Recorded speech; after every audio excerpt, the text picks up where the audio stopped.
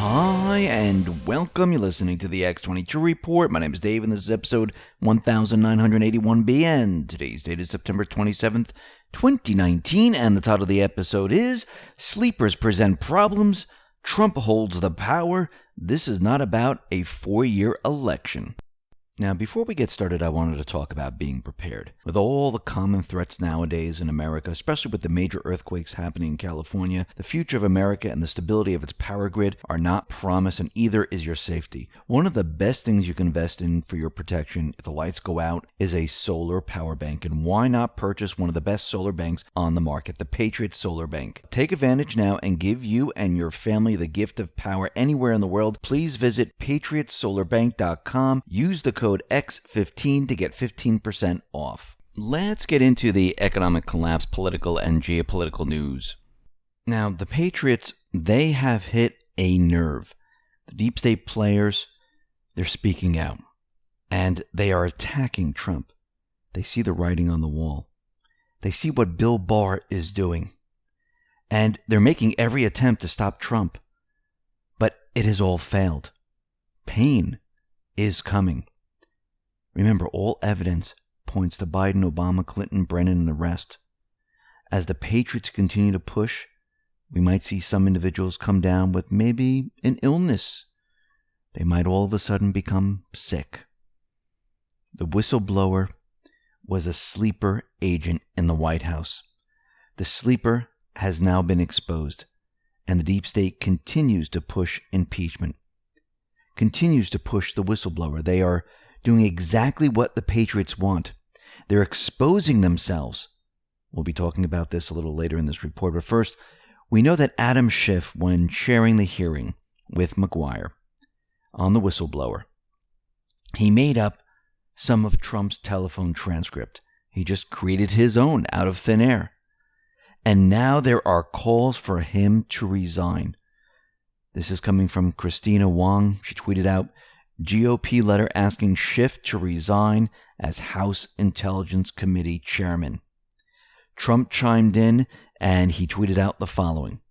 Representative Adam Schiff fraudulently read to Congress, with millions of people watching, a version of my conversation with the president of Ukraine that doesn't exist.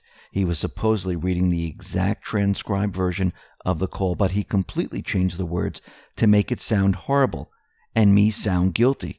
He was desperate and he got caught. Adam Schiff, therefore, lied to Congress and attempted to defraud the American public. He's been doing this for 2 years. I am calling for him to immediately resign from Congress based on his fraud. Now, the deep state, the Dems, they are following the Patriot plan. They want them to push impeachment. They want a vote. And it seems like it's working. House Speaker Nancy Pelosi said, "The very prayerfully and patriotically came to a decision to move forward with an impeachment inquiry of the President of the United States." She said last week we saw something that removed all doubt as to whether we should move forward. And she's referring to Trump's phone call with Ukrainian President Zelensky, which is nothing. She said it's a sad week for our country.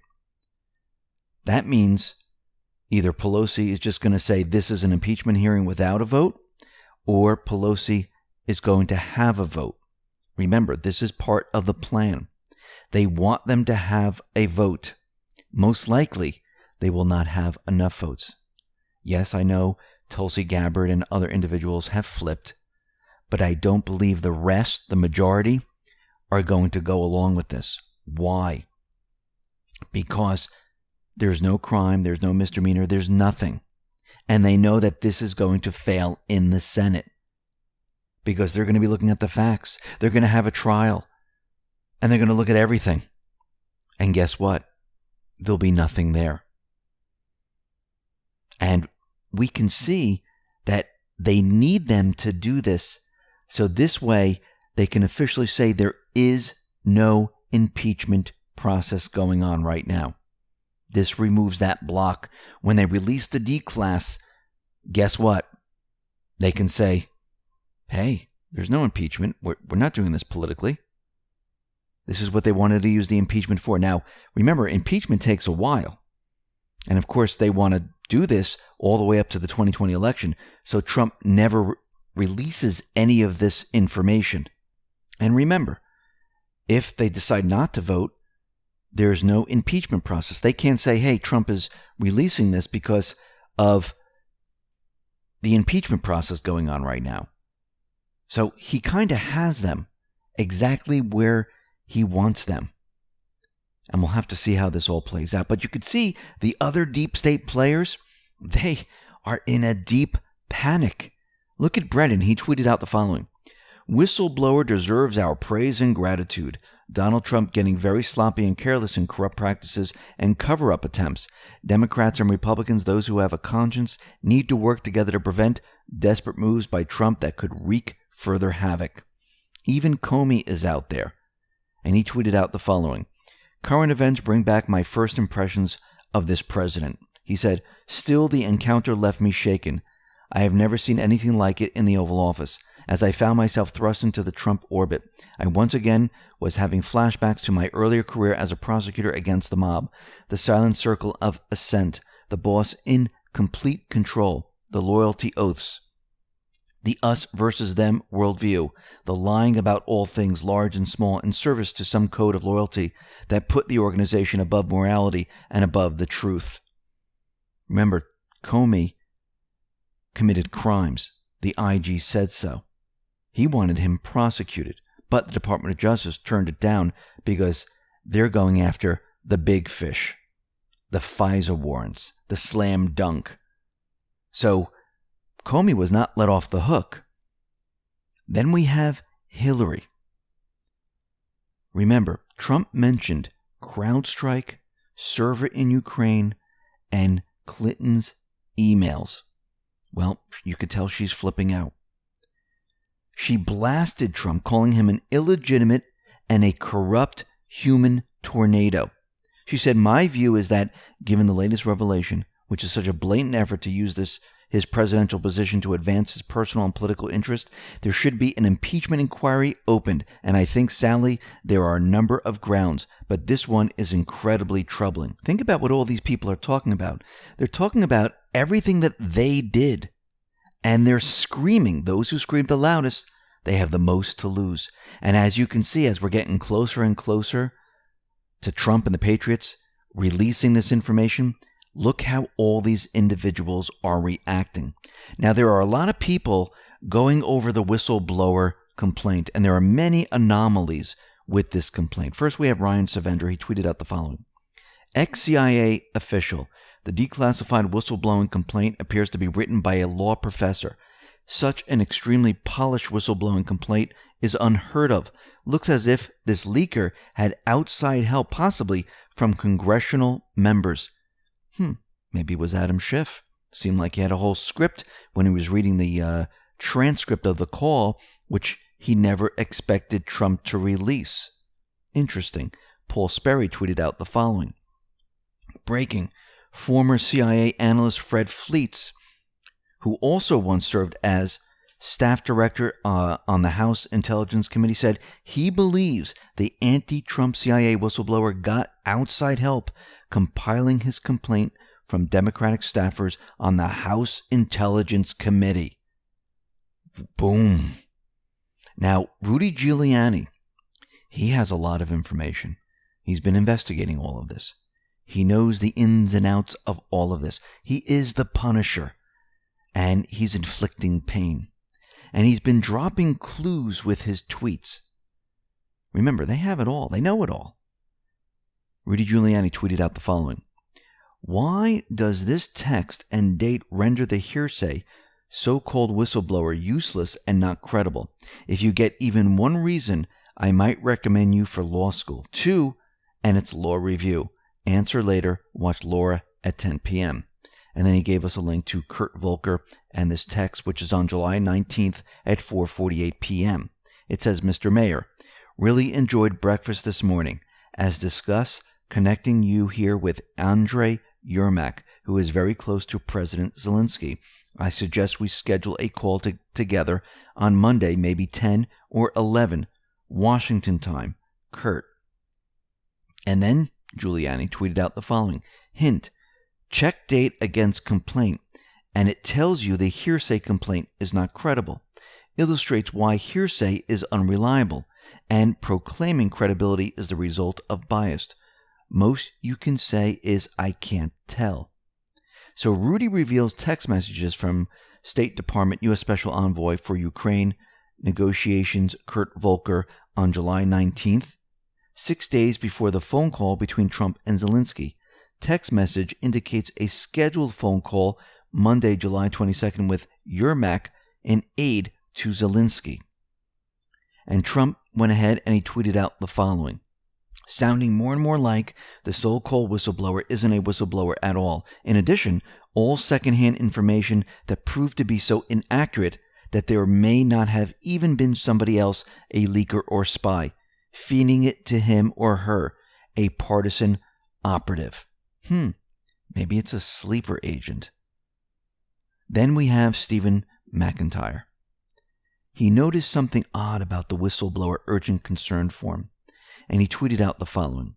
He said, "Here is something seriously strange. The disclosure of urgent concern form located earlier today at DNI is only 2 days old according to its PDF properties." And he gave the picture of the form and showed what the form looked like. Here is what the prior ICIG whistleblower form looked like. Required reporting of an incident, not long op-ed, quoting newspaper articles, no softball questions about whether source is primary or secondary. And yes, it's basically tell us what you heard. It has to be from you. You didn't hear it from the newspapers. You didn't hear it from anywhere else. Then he went on to say, bottom line, it appears almost certain that subsequent to the CIA operative whistleblower complaint, the DNI introduced a brand new urgent disclosure form which offered a previously unavailable alternative to report allegations with no personal knowledge. And he showed this, and it says, I know about the information I'm disclosing here, and I have direct and personal knowledge. I heard about it from others. I wonder why anyone would do that. I wonder why anyone would change this form. Now remember, Sue Gordon, she's part of the deep state. She wanted to fill the shoes of Coates. She resigned on August 8th.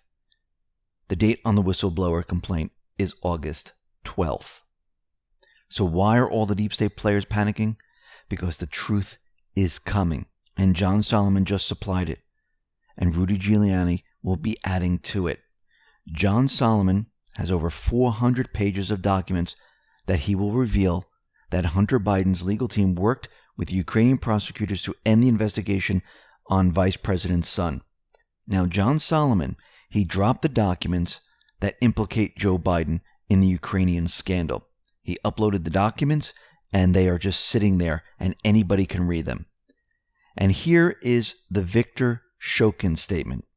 Joe Biden had Shokin fired while he was investigating Hunter Biden.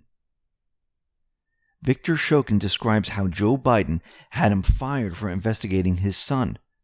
And Shokin, he details how it happened and claims he tried to get his job back as top prosecutor after he learned how Joe Biden had pressured Ukraine to remove him from his investigation of Burisma. And Victor Shokin, he also accused the Obama administration of taking steps in Ukraine to isolate and remove people who do not serve their interests. Of course they did. They had a regime change. You can't have people that are going against you with this new regime. You have to get rid of those people. Rudy Giuliani tweeted out the following. Shouldn't House Dems be calling someone named Biden before me? I'm the messenger. Are you only a whistleblower if you allege, even falsely or incorrectly misconduct about a repub? What if it involves a Dem selling the VP's office? See a problem? Where's the Senate or FBI? Well, it seems like the Senate might have heard Rudy Giuliani. Why? Because they're making a move. Paul Sperry tweeted out the following. Breaking. Senate investigators preparing Biden-Burisma scandal hearings and witness lists zeroing in on close Biden advisor Amos Hochstein, who accompanied Biden on trips to Ukraine and warned of conflict regarding his son before December 2015 trip, convincing Biden to speak with his son. Then Trump finally says it. He wants the name of who gave information to a whistleblower regarding his phone call with Ukraine, adding that the person was close to a spy and relating it to treason. Well, let's go back to post 3536. Here we had John Brennan, who tweeted out, and his tweet at that time talks about Dan Coates, about his integrity, that Ratcliffe shouldn't be put into his position, and there was basically a trap for Ratcliffe, and in this post it says Coates bad, Ratcliffe good. But below this it says sleepers present problems. Now, was this a sleeper agent where they needed to expose this individual? And it seems like that's what they did, because he said, adding that the person was close to a spy, and that is treasonous. And we need to remember, the deep state is on the defensive, and they need to stop Trump and the patriots. And who scares them the most? A.G. Barr. They need to discredit him, destroy his reputation. It has already begun.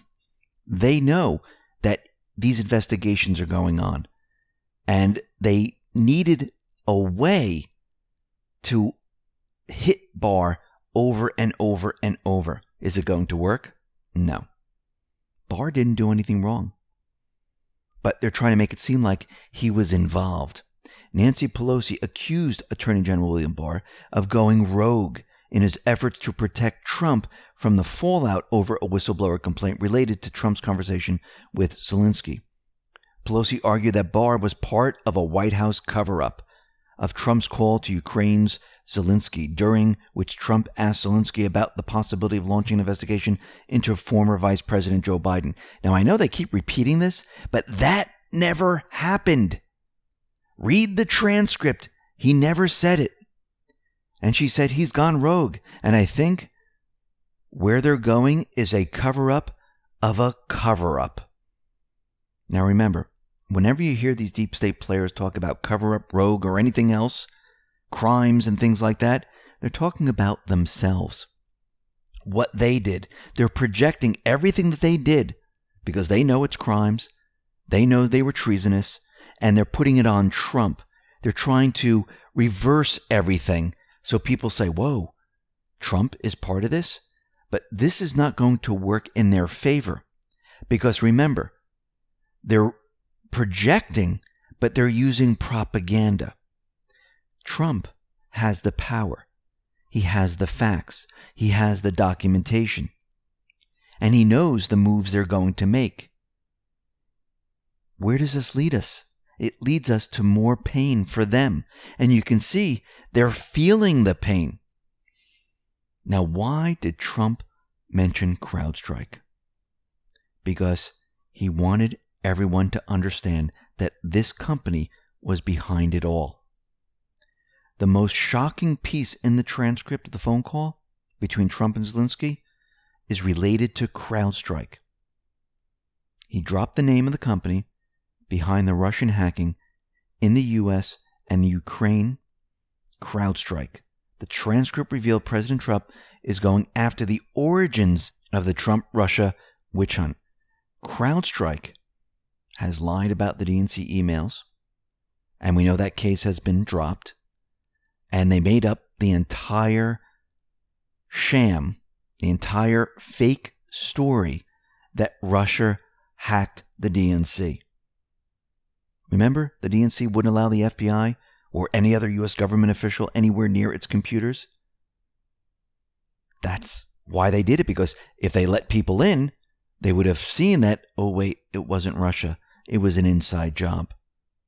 Now, CrowdStrike was founded by Ukrainian Dmitry Albervovich, now an American citizen, and funded by the Russian oligarch Viktor Pinchuk.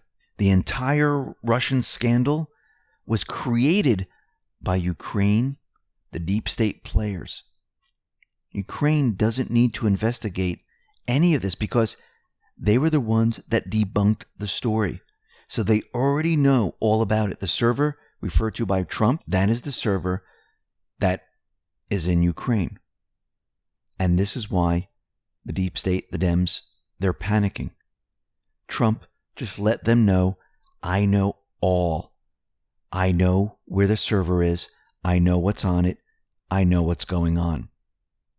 Let's move on to Jeffrey Epstein. Remember Brunel? He went missing. Well, it looks like the police have geolocated Brunel, and he is in Brazil. Now, again, they're probably going to go and try to get him, and most likely they will. And we can see that it just doesn't stop with Epstein, because there are many people involved in this.